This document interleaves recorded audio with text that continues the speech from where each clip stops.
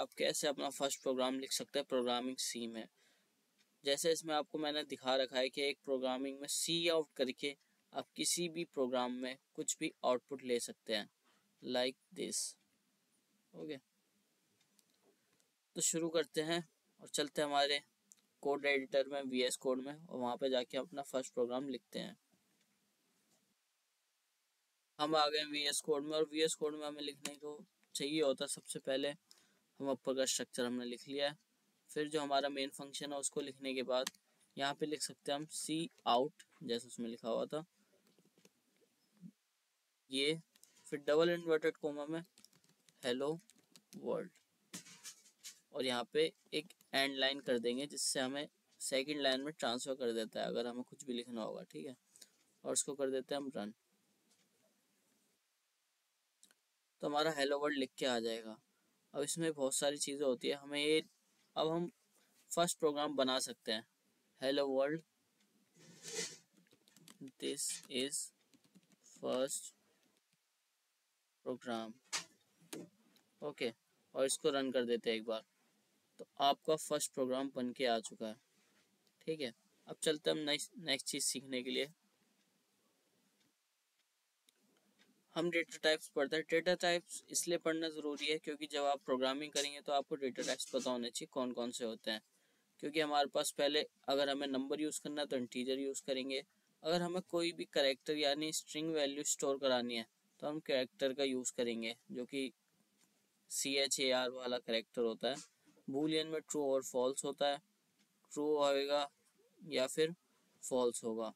False का मतलब 0 होता है और ट्रू का मतलब 1 होता है। ओके, फ्लोटिंग वैल्यू में आपको कोई भी फ्लोटिंग वैल्यू आ जाती है, लाइक पाई की वैल्यू 1.14। ओके, और डबल में अगर इससे ज़्यादा कोई वैल्यू डेसिमल में बढ़ेगी, कुछ भी 0 वो डबल में आ जाता है आपका, ठीक है। तो डेटा टाइप्स पढ़ना आपको समझ आ चुका होगा, और इसको ही हम प्रोग्रामिंग में यूज़ करेंगे। जितनी भी कोड लिखेंगे सारे इन डेटा टाइप्स में यूज़ होगा, ठीक है। यहाँ पे हमने डिफरेंट टाइप्स के डेटा टाइप्स बना दिए हैं, और इसका हम डेटा टाइप भी चेक कर सकते हैं। कैसे? सी आउट करेंगे डबल इन्वर्टेड कोमा में लेस देन में, टाइप ऑफ लिख देंगे यहाँ पे।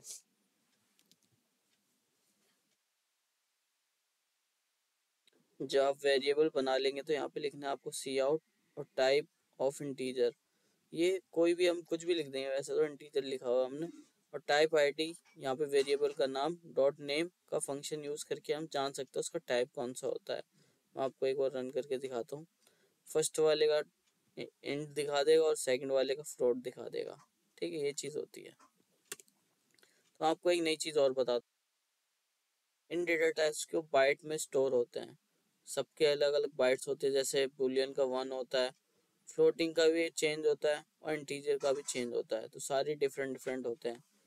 इसका 4 बिट होता है, इसका भी शायद 4 बिट होता है, और इसका 1 होता है, ठीक है। फ्लोटिंग वगैरह का आप चेक कर लेना, इतना मैं याद करने की ज़रूरत नहीं होती, बट आपको अंदाज़ा होना चाहिए सबके डिफरेंट डेटा टाइप्स के बिट्स में स्टोर करते हैं। सबके डिफरेंट होते हैं, बट आपको ये याद रखना पड़ेगा कि जो भी छोटे बिट्स के लाइक डेटा टाइप्स होते हैं वो बड़े ही में जब चेंज होते हैं तो इम्प्लिसिट में आते हैं, और जब बड़े से छोटे में होते हैं तो वो एक्सप्लिसिट में आते हैं। तो ये चीज़ें आपको याद करनी पड़ेंगी, थोड़ा सा आप दिमाग पे जोर देंगे तो आपको याद हो जाएगा, ठीक है। टाइप कास्टिंग ये होता है कि जब आप सिस्टमली, अगर सिस्टम में कंपाइलर चेंज करता है किसी का डेटा टाइप्स, जो मैंने आपको डेटा टाइप बताए थे, लाइक करेक्टर को इंटीजर में कन्वर्ट करता है तो वो इम्प्लिसिट में आ जाते हैं, लेकिन जब आपके द्वारा उसे चेंज किया जाता है वो एक्सप्लिसिट में आ जाते हैं। टाइप कास्टिंग, ठीक है। दोनों चीज़ें डिफरेंट होती है, बट ये सिस्टम के द्वारा होता है कंपाइलर के, और ये आपके द्वारा होता है, ठीक है। एक मैं एक्सप्लिसिट का एग्जाम्पल दे देता हूँ आपको। आपने जैसे अगर डबल का एक नंबर लिया, ठीक है, और इंट ए में आप स्टोर करा रहे हैं, ये एक इंटीजर वेरिएबल है ए, इसमें आपको टाइप कास्टिंग कर दी आपने करी है, उसको इंट में कन्वर्ट करके डी वाला जो वेरिएबल था उसको आपने इंट में कन्वर्ट कर दिया। तब जो डी की वैल्यू होगी वो यहाँ पे डी की वैल्यू दिखा देगा इंटीज, वो तो डी की वैल्यू डबल में रहेगी जब, लेकिन जब आप ए की वैल्यू दिखाएंगे तो वो एक इंटीजर की फॉर्म में आएगी। मैं आपको दिखा दूँ करके। अब हमें डी की वैल्यू हमने पता कर ली है, अब हम सी आउट करेंगे ए की वैल्यू को। यहाँ पे एक दिक्कत आएगी, मैं आपसे जानना चाहता हूँ कि यहाँ पे जो डी है वो नेक्स्ट लाइन में ए की वैल्यू है वो नेक्स्ट लाइन में आएगा या नहीं, मेरे को कमेंट में करके ज़रूर बताना आप, इससे आपका ही पता चलेगा आप कुछ कंट्रीब्यूट कर रहे हैं या नहीं कोड में। मेरे को बताओ ये नेक्स्ट लाइन में आएगा या नहीं। तो ये एक लाइन में ही आएगा क्योंकि हमने इस पे एंड लाइन ऑफ नहीं लगाया, ठीक है। लेकिन मैं आपको दिखा देता हूँ कि यहाँ पे क्या लिखा हुआ है, वैल्यू ऑफ डी 3.56 आ रही है, लेकिन जब ये हमने इंट में कन्वर्ट कर दिया तो खाली 3 ले रहा है, जो पॉइंट वाली जितनी वैल्यूज थी उनको नहीं लिया उसने। यहाँ पे हम एंड लाइन कर देते हैं,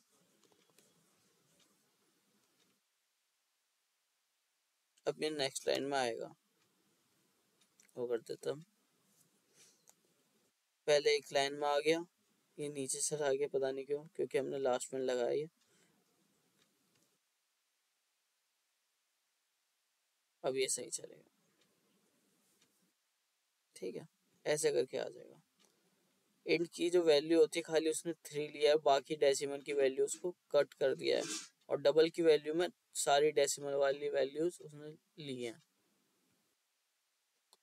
आपको इनपुट लेना भी सिखा देता हूँ मैं सी प्लस प्लस में, बहुत ही इजी होता है। जैसे हम कोड पे चलते हैं, जैसे हम यहाँ पे अभी कुछ भी आउटपुट कराना होता है तो हम क्या लिखते हैं, सी आउट। अगर हमें कुछ इन कराना है तो हम लिखेंगे सी इन, लाइक डबल की एक वेरिएबल बना लेते हैं हम, और यहाँ पे सी, पहले सी आउट लिखते हैं, एंटर द डेसिमल वैल्यू, ठीक है।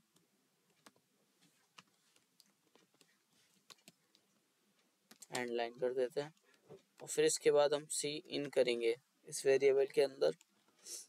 यहाँ पे ग्रेटर देन के 2 साइन आएंगे, ठीक है, ये ध्यान रखना आपको, डी के अंदर, और एंटर कर देंगे। और यहाँ पे हम सी आउट करा लेंगे डी की वैल्यू को, वैल्यू ऑफ डी।